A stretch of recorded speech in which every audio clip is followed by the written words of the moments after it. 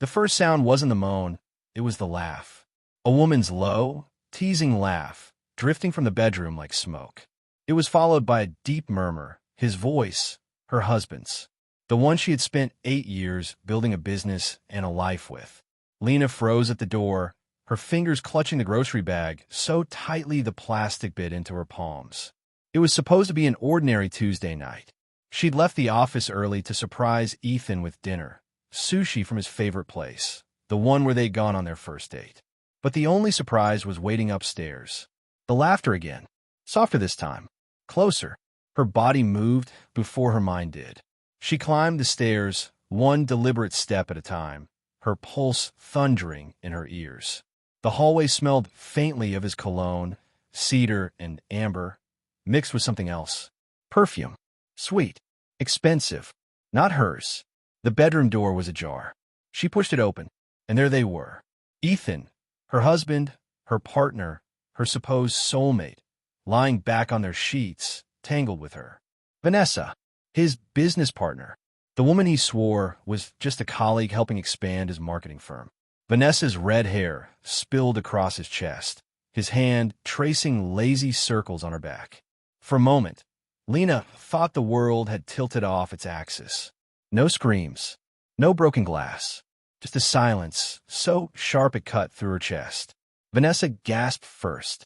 Ethan scrambled to pull the blanket up, stammering words that meant nothing. Lena, this isn't. Let me explain. She dropped the groceries. The sushi scattered across the carpet, soy sauce bleeding into the fibers. She watched the dark stain spread, like the marriage itself. Explain. Her voice was calm, almost eerie.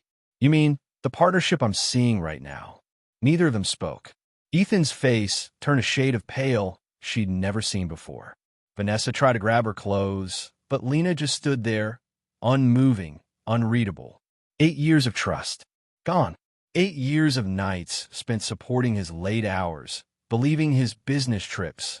8 years of building a company side by side, only to realize the foundation was already rotting beneath her feet.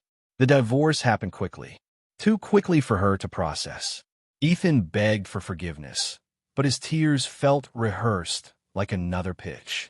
He blamed stress, loneliness, alcohol, every excuse in the book. Lena didn't even argue. She just signed the papers and walked out of the courtroom, feeling lighter and emptier all at once. Their shared firm, Hale and Carter Marketing, became his alone. He offered her a payout, but she refused. She didn't want his money. She wanted her dignity. For months afterward, she avoided the places they used to go. The coffee shop near the firm, the pier they used to walk at sunset, even the sushi place. Every corner of the city felt contaminated, until she met Daniel. It started with an email. Daniel Ross, one of Ethan's biggest clients. He ran a tech startup and had worked closely with Ethan's firm for years. After the divorce, he reached out to Lena directly. I heard what happened. I'm sorry. If you ever want to work together again, I'd love to collaborate. At first, she thought it was pity, then business. But when they met at a downtown cafe, his eyes held no judgment, just quiet understanding. He had gone through a betrayal 2 years ago, a marriage that crumbled under the weight of secrets. Maybe that's why she felt safe talking to him. They met again and again. Conversations about work turned into long, late-night talks about pain, resilience, and starting over. His voice had a calm steadiness that softened her jagged edges. But one evening, as they walked along the river, he stopped and said quietly, "You don't owe him the rest of your life, Lena. He burned that bridge, not you." It was the first time anyone had said it aloud. Something shifted. By spring, they were inseparable. They kept things discreet, aware of how it would look.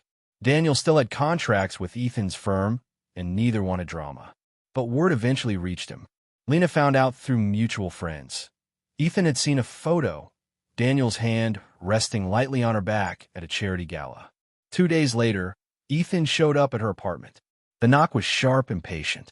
She opened the door to find him standing there, unshaven and furious. "You're dating him?" Lena didn't flinch. "Hello to you too. Daniel Ross? My client." His tone was venomous. "You really think that's not revenge?" She tilted her head. "Should it be?" His jaw tightened. You're doing this to humiliate me.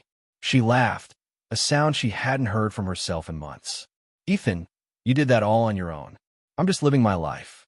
For a moment, the mask cracked. He looked lost, almost broken. I made a mistake. I didn't mean for you to get hurt. You didn't mean to get caught, she corrected softly. He turned away, muttering something about betrayal. The irony nearly made her dizzy. When he left, she closed the door and leaned against it, trembling. Not from fear, but from clarity. For the first time in a long time, she wasn't the one standing in ruins. Months passed. Ethan's firm began losing clients.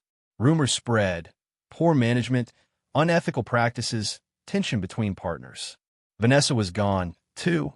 Apparently, she had left after discovering Ethan had been seeing someone else behind her back. Lena didn't gloat. She didn't need to. She had rebuilt herself quietly, consulting independently, working with Daniel on projects that challenged and inspired her. But one evening, as they sat overlooking the city from his apartment balcony, Daniel turned to her. "Do you ever feel guilty?" he asked. She blinked. "About what?" "Us. That you're with your ex-husband's client." The question lingered in the air, heavy but honest. Lena looked at the skyline, lights flickering like the heartbeat of the city. "Sometimes," she admitted, "but guilt means I care about right and wrong." Ethan never did. He reached for her hand. "You're not defined by what he did to you." "I know," she said quietly, "but I'm also not going to apologize for surviving him." The city wind brushed her hair across her face, and for a fleeting moment, she felt something like peace. A year later, she attended an industry conference. Ethan was there, sitting alone at a back table, his firm's banner behind him. A company name that once carried both their initials, now faded with time. Their eyes met briefly. It looked smaller somehow, deflated. She offered a polite nod, nothing more. He stared after her as she walked away, laughing with Daniel, radiant in her new beginning. Maybe it hurt him to see her happy. Maybe it reminded him that he was the author of his own downfall. Either way, she didn't look back. Because some betrayals burn everything to ash, and some women learn how to rise from it.